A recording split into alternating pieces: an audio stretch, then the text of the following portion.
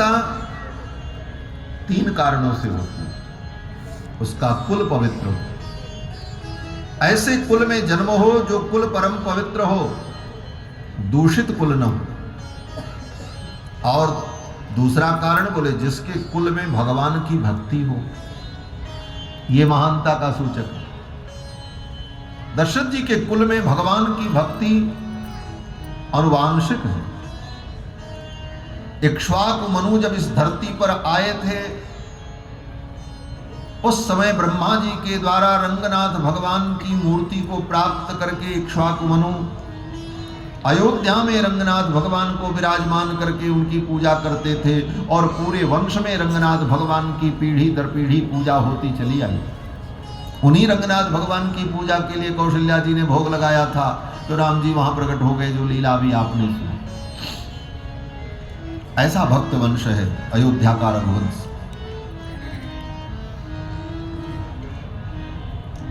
और तीसरा कारण, व्यक्ति की महानता उसके गुरु से होती है।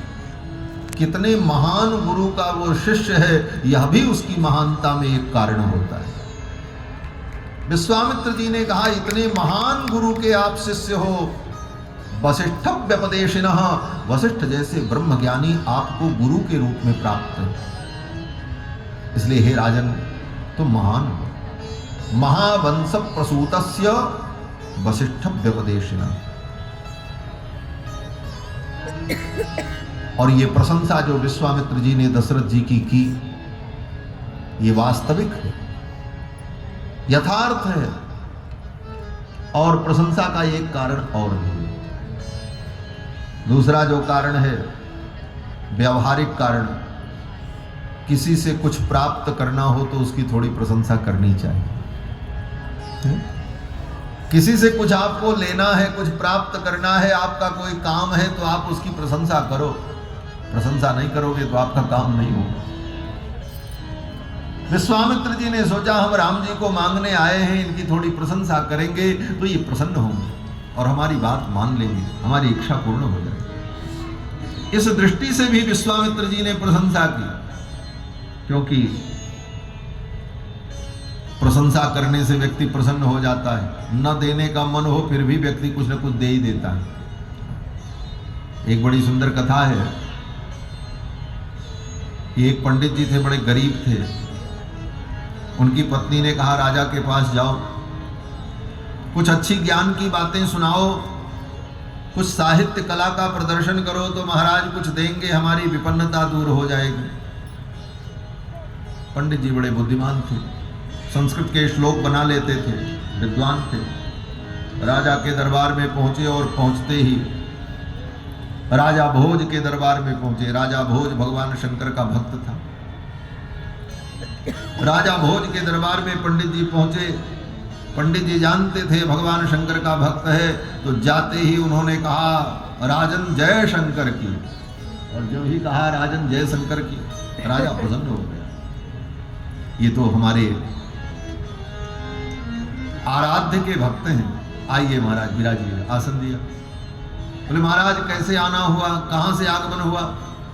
तो पंडित जी तो बड़े बुद्धिमान थे। पंडित जी ने कहा, मैं सीधे कैलाश से आ रहा हूं। राजा ने कहा, कैलाश से? बोले हाँ, कैलाश से आ रहा हूं। बोले कैलाश में तो भगवान शंकर का निवास है। पंडित जी ने कहा, वो हमारे पड़ोसी हैं। अब तो राजा चौंका। बोले आपके पड़ोसी? बोले हाँ। बोले तो प्रभु भगवान शंकर का क्या समाचार है, कुछ उनका वृत्तांत सुनाओ। पंडित जी ने कहा, भगवान शंकर का समाचार ठीक नहीं है। राजा ने कहा, क्या हुआ? बोले वो तो मर गए। पंडित जी ने कहा, मर गए? राजा ने कहा, अरे क्या बोलते हो महाराज, भगवान भी कहीं मरते हैं? पंडित जी ने कहा, कोई कहीं मरता है?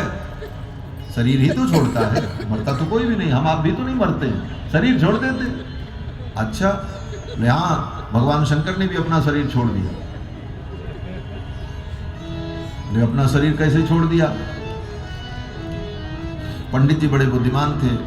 पंडित जी ने देखा राजा के दरबार में एक तरफ अर्धनारीश्वर भगवान शंकर का चित्र लगा था, एक तरफ भगवान हरिहर का चित्र लगा था।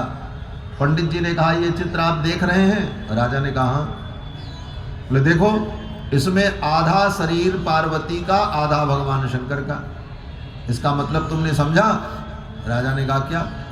पंडित जी ने कहा कि भगवान शंकर अपनी पत्नी गौरी पर इतने प्रसन्न हुए कि उन्होंने अपना आधा शरीर तो गौरी को दे दिया, आधा शरीर तो इसमें छूट गया। अब आधा जो बचा था, इधर का फोटो दिखाया, वो फोटो लगी थी, चित्र लगा, भगवान हरिहर।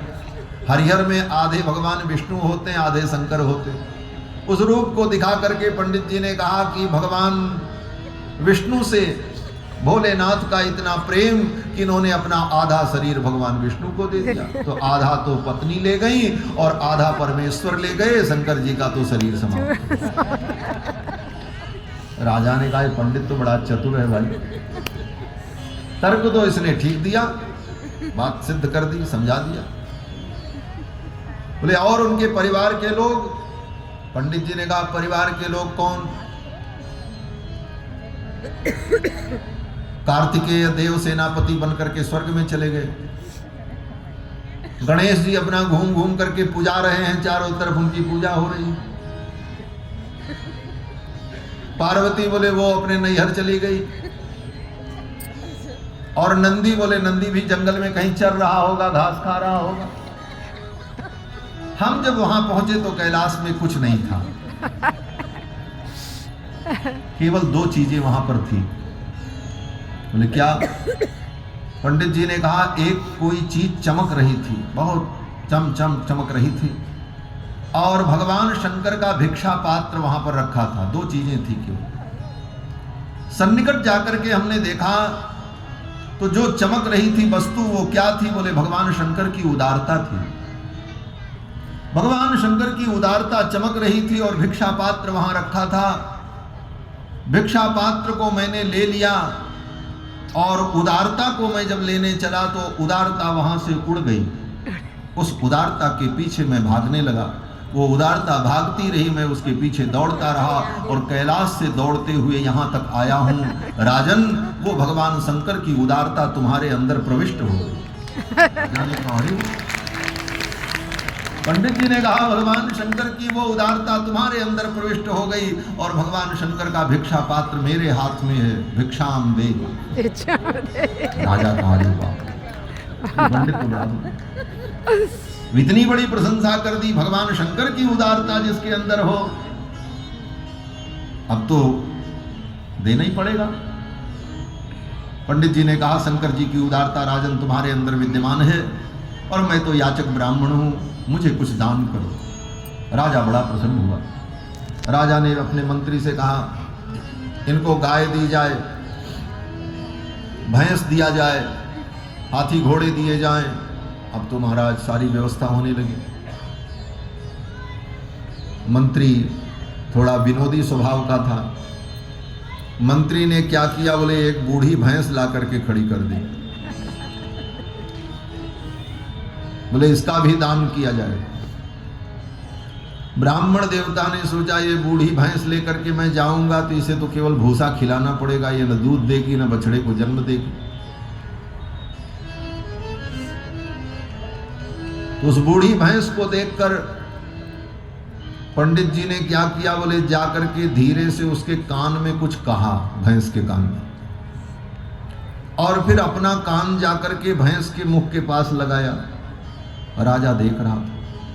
राजा ने कहा पंडित जी आप इसके कान में क्या जाकर के बोले और फिर इसने आपके कान में क्या कहा?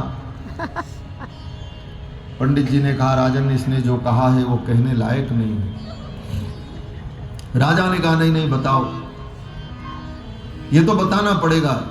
तो पंडित जी ने कहा राजन मैंने इस भैंस से जाकर के पूछा कि अरे भैंस महारानी तुम्हारा बछड़ा दिखता नहीं है तो आखिर दूध तुम कैसे दोगी? क्या तुम्हारे गर्भ में बालक है? तुम गर्भवती हो? यही मैं इससे पूछ रहा था। तो इसने क्या उत्तर दिया? पंडित जी ने कहा इस भैंस ने हमको डांट दिया। बोले डांट दिया? बोले हाँ। डांटते हुए भैंस ने कहा अरे पंडित तुम्हें पता नहीं मैं महिषासुर की पत्नी हूं, मेरा पति महिषासुर सतयुग में मारा गया और तब से मैं विधवा हो गई। और मुझ विधवा से गर्भवती हो पूछते समय तुम्हें लज्जा नहीं आई ब्राह्मण? तुम कैसे ब्राह्मण हो?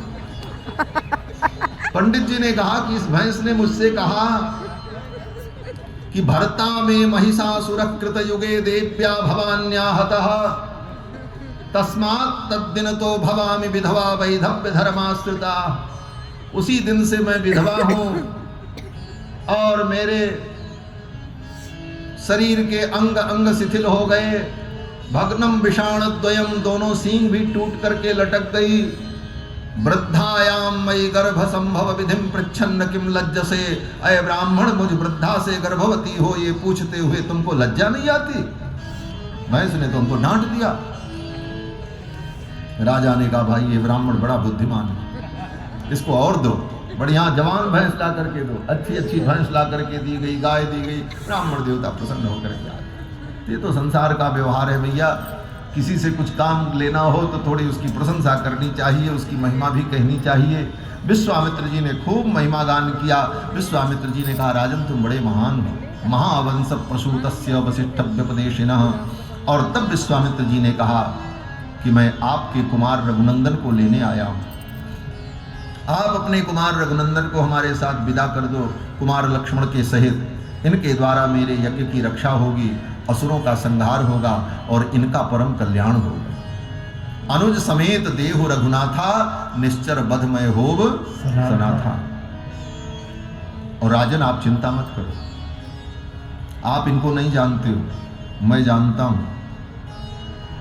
ये भले आपके पुत्र हैं, आपने इनको पाला है, आपने इनको दुलारा है, लेकिन ये कौन है ये आप नहीं जानते हो, मैं जानता हूं।